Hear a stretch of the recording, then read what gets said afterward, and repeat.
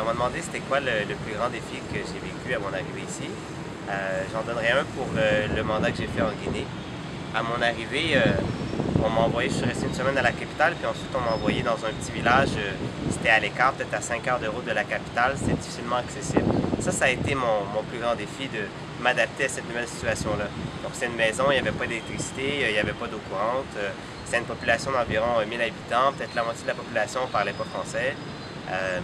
Alors tout ça ensemble, la nourriture qui était assez différente aussi, des nouveaux collègues de travail, puis l'endroit de travail aussi, tout était très différent.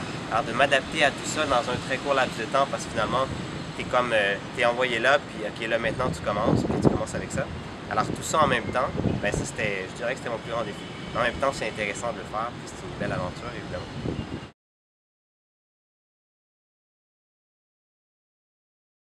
Pour ce qui est de l'importance de la flexibilité dans le mandat, je dirais que c'est un peu lié à ce que je disais tout à l'heure. Finalement, il faut s'adapter à différents modes de communication avec les différents partenaires avec lesquels on va travailler sur le terrain.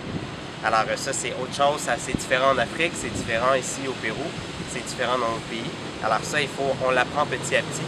Donc par exemple, mon supérieur me disait on a besoin, il faut travailler sur tel thème, là, ça commence à être important, tout ça. Là, il dit ah ouais, ok, on va commencer à travailler là-dessus. Mais j'apprends une semaine plus tard que finalement, ça c'est dû il faut le remettre la semaine prochaine ou dans 2 semaines.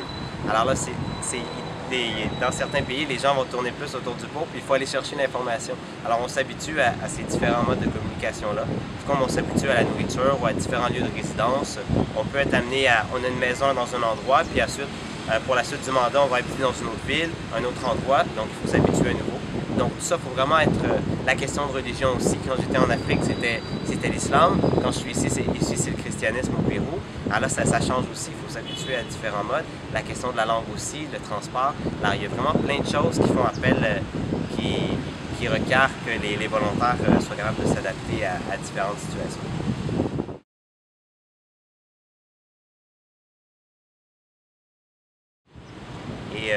Et un conseil que je pourrais donner à un futur, à un aspirant ou une aspirante volontaire, ce serait, bien évidemment, il y a toujours la question technique. Lorsqu'on parle de la question de recrutement, il faut que la personne ait les compétences techniques, donc disons une formation en administration pour un poste qui est lié à des fonctions en administration. Mais outre cette question-là, il y a aussi toute la question de l'adaptation et la capacité d'interaction avec les autres. Donc là, ce que les agents de recrutement vont mesurer beaucoup, c'est de voir la capacité que tu as de t'adapter à différentes situations, même des situations auxquelles tu ne t'attends pas, même si qui te surprennent aussi. Alors comment tu vas réagir à ça? Et aussi, si tu t'entends bien avec les autres personnes ou tu es une personne qui reste plus... Si tu n'es pas une personne qui interagit beaucoup avec les autres, alors ça peut être plus difficile. Alors tout ça, la question d'être capable d'établir des relations avec des étrangers, avec des gens de différentes cultures, et la capacité de s'adapter constamment à différentes situations qui surviennent. Alors je pense que c'est ça qu'il faut essayer de démontrer aux agents et aux agents de recrutement de l'organisation pour pouvoir partir aussi, avoir des chances de partir comme volontaires. Alors eux, ils essaient de voir ça à travers des situations, essayer de se retrouver dans des situations où on a vécu des expériences au Canada ou dans d'autres pays, où on a été appelé appelé à s'adapter à des situations.